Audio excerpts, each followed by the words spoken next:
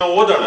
ಕಿವಿಯಲ್ಲಿ ಕೇಳ್ತದೆ, ಮೂಗಿನಲ್ಲಿ ಮೂಸ್ತದೆ, ರುಚಿಯನ್ನ ಪಡಿತದೆ, ಅದು ರಸ. ಆಮೇಲೆ ಸ್ಪರ್ಶ, ಗಾಳಿಯ ಮೂಲಕ ಸ್ಪರ್ಶವನ್ನು ಪಡಿತದೆ. ಕವನ ಕೊನೆಗೆ ಹೋಗ್ತಾ ಇದ್ದಾಗೆ ತೋರದು, ಕಾಣದು, ಆ ವರ್ಬಿನ ಯೂಸ್ಗಳ ವ್ಯತ್ಯಾಸಗಳನ್ನು ನೀವು ಗಮನಿಸಬಹುದು. ಫಸ್ಟಿಗೆಲ್ಲ ಕಾಣ್ತದೆ, ಆಮೇಲೆ ಕಾಣೋದಿಲ್ಲ. ಯಾಕೆಂದ್ರೆ ಇದು ಬರೀ ಬೆಳಗಲ್ಲ ಅಂತ ಹೇಳೋದಕ್ಕೆ ಅದು ಮುಂದುವರಿತಾ ಇರುತ್ತೆ. ಆ ಬೆಳಗಲ್ಲ ಅಂತ ಹೇಳುವ ರಿಯಲೈಸೇಷನ್ ಅನ್ನು ಒಂದೊಂದು ಶಬ್ದವೂ ಹಾಗೆ ಮೊದಲ ಹಂತದಲ್ಲಿ ಎಲ್ಲವನ್ನು ಕಂಡಿದೆ ಅಂತ ಹೇಳಿ ಮತ್ತಿನ ಹಂತದಲ್ಲಿ ಕಾಣೋದಿಲ್ಲ ಅಂತ ಹೇಳಿ. ಹುಚ್ಚ ಇವನಿಗೆ, ಕವಿಗೆ ಬುದ್ಧಿ ಇಲ್ವ ಅವನು? ಏನು ಹುಚ್ಚರಾಸ್ಪತ್ರೆಯಿಂದ ಬಂದಿದ್ದಾನ? ಸುರುಗೆಲ್ಲ ಕಾಣ್ತದೆ ಅಂತ ಹೇಳ್ತಾನೆ, ಮತ್ತೆ ಕಾಣೋದಿಲ್ಲ ಅಂತ ಹೇಳ್ತಾನೆ.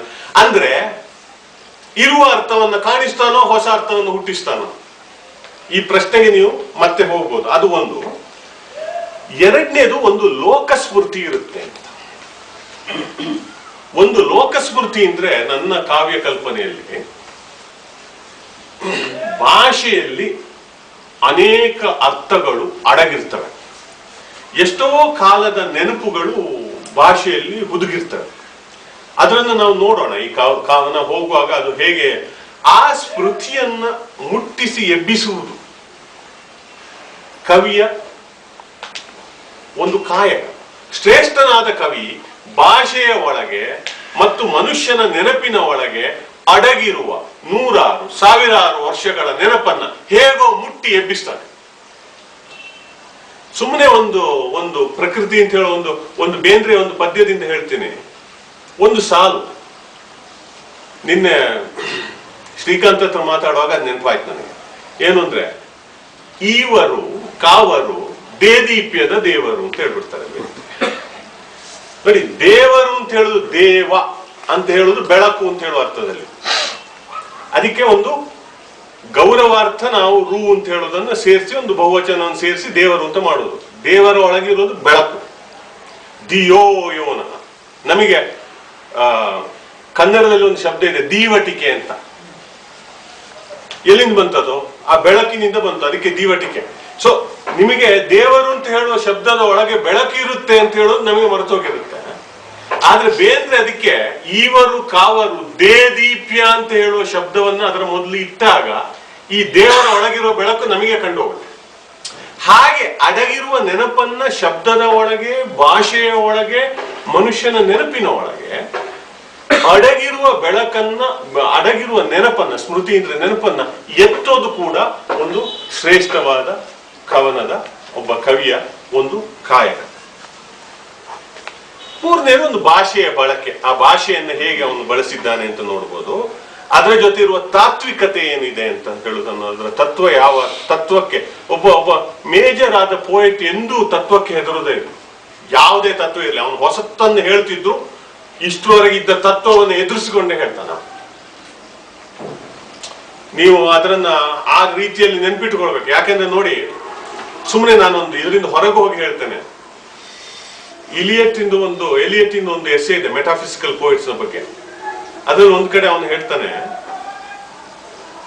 A thought to done was an experience and its changes is sensibility. ಅಂದ್ರೆ ಒಂದು ವಿಚಾರವೇ ಒಂದು ಅನುಭವವಾಗುವ ಪ್ರೋಸೆಸ್ ಅನ್ನು ಒಂದು ಅನುಭವದಲ್ಲಿ ಕಾಣಬಹುದಲ್ಲಿ ಅಂತ. ಆ ತನಕ ಇದ್ದಂತಹ ವಿಚಾರಗಳಿಗೆ ತೀರ ವಿರುದ್ಧವಾದ್ದು ಒಂದು ತತ್ವ ಅದು. ಆದ್ರೆ ಒಂದು ತತ್ವಕ್ಕೆ ಹೆದರೋದಿಲ್ಲ. ಒಂದು ದೊಡ್ಡ ತತ್ವವನ್ನು ಇನ್ನೊಂದು ದೊಡ್ಡ ತತ್ವದ ಪ್ರತಿಪಾದನೆಯಿಂದ ಎದುರಿಸಕ್ಕೆ ಸಾಧ್ಯ ಆಗುತ್ತೆ. ಬೇಂದ್ರೆಯೂ ಹಾಗೆ ಮಾಡ್ತಾರೆ. ಆನಂದ ತತ್ವವನ್ನ ಬೇಂದ್ರೆ ಪ್ರಶ್ನಿಸ್ತಾರೆ. ಬೇರೆ ಬೇರೆ ರೀತಿಯಲ್ಲಿ ಬೇಂದ್ರೆ ಆನಂದ ತತ್ವದ ಕ್ರಮವನ್ನ ಅವರು ಪ್ರಶ್ನಿಸುವ ಕ್ರಮ ಇದೆ. ಅದನ್ನು ನಾವು ನೋಡ್ಬೋದು. ಅಂದ್ರೆ ಬ್ರಹ್ಮಾನಂದ ಸಹೋದರ ಅಂತ ಹೇಳಿದಂತಹ ಆನಂದ ತತ್ವದಲ್ಲಿ ಆ ತರತಮ ಇಲ್ಲ, ಅದು ಎಲ್ಲವೂ ಒಂದೇ ಇರಬೇಕು. ಆದ್ರೆ ಬೇಂದ್ರೆ ಅದನ್ನ ವಿಷಯಾನಂದ, ವಿದ್ಯಾನಂದ, ಆತ್ಮಾನಂದ ಮತ್ತು ಯೋಗಾನಂದ ಅಂತ ಹೇಳುವ ವ್ಯತ್ಯಾಸಗಳನ್ನು ಮಾಡಿ ತೋರಿಸ್ತಾರೆ. ಅವರಿಗೆ ಹಾಗೆ ತೋರಿಸೋದಿಕ್ಕೆ ಬ್ಯೂಟಿ ಅಂತ ಹೇಳೋದಕ್ಕೆ ಏನು ಅಂತ ಹೇಳೋದನ್ನ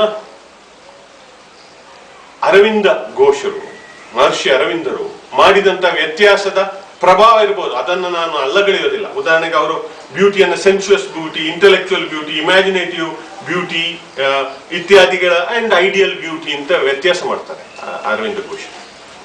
ಹಾಗಿರುವ ಅದರ ಪ್ರಭಾವ ಇದ್ರೂ ಇರ್ಬೋದು, I don't say no, but ಒಂದು ತತ್ವವನ್ನ ಇನ್ನೊಂದು ಮಹತ್ತರವಾದ ತತ್ವದಿಂದ ಎದುರಿಸ್ತಾರೆ ಒಬ್ಬ ದೊಡ್ಡ ದೊಡ್ಡ ಕವಿ. ಅವನಿಗೆ ಅದರಲ್ಲಿ ಏನು ಆ ತಾತ್ವಿಕತೆಯ ಬಗ್ಗೆ ಹೆದರೋದಿಲ್ಲ. ಒಬ್ಬ ಮೇಜರ್ ಪೋಯೆಟ್ ತತ್ವಕ್ಕೆಂದೂ ಹೆದರೋದಿಲ್ಲ.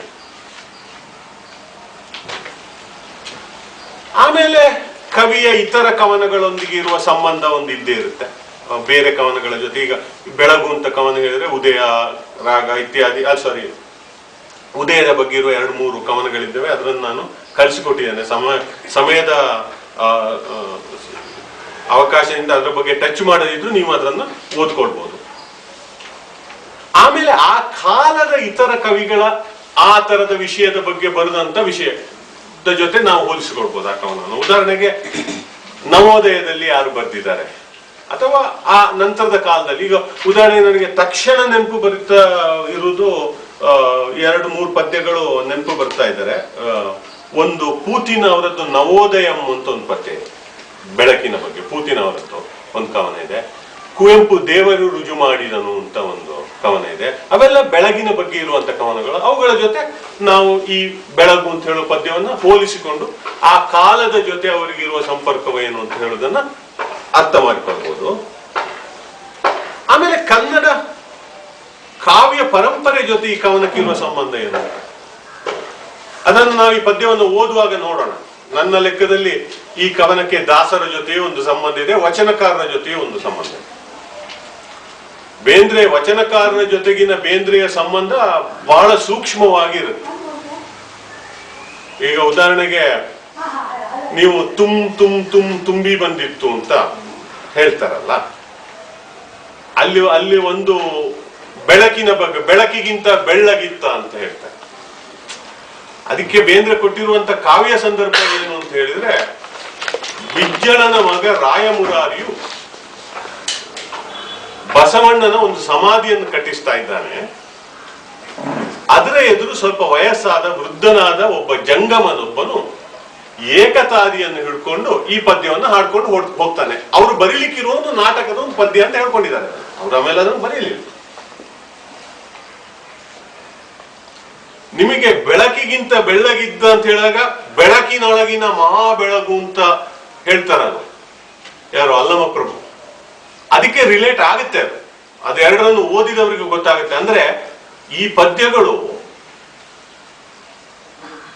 ಇನ್ಯಾವುದೋ ಪದ್ಯದ ಜೊತೆ ಮಾತಾಡುತ್ತೆ. ಅದರಲ್ಲೂ ನಾವು ಗ್ರಹಿಸಬೇಕು ಒಂದು ಕವನ ಓದಿದಾಗ. ಅದರನ್ನೇ ನಾನು ಆ ವಾದ ಏನೇ ಇರಲಿ ಅಂತೂ ದೇಶಕಾಲದಲ್ಲಿ ನಾನು ಬರೆದ ಲೇಖನವನ್ನು ನೀವು ಓದಿದ್ರೆ, ಕುರುಡು ಕಾಂಚಾಣ ಅಂತ ಹೇಳುವ ಪದ್ಯ ಬೇಂದ್ರೆದು. ಕುರುಡು ಕಾಂಚಾಣ ಕುಳಿಯುತ್ತಲಿತ್ತ, ಕಾಲಿಗೆ ಬಿದ್ದಾಗ ಕುಳಿಯುತ್ತಲಿತ್ತ ಅಂತ ಹೇಳೋದು ಚರ್ಚೆ ಮಾಡ್ಬೋದು.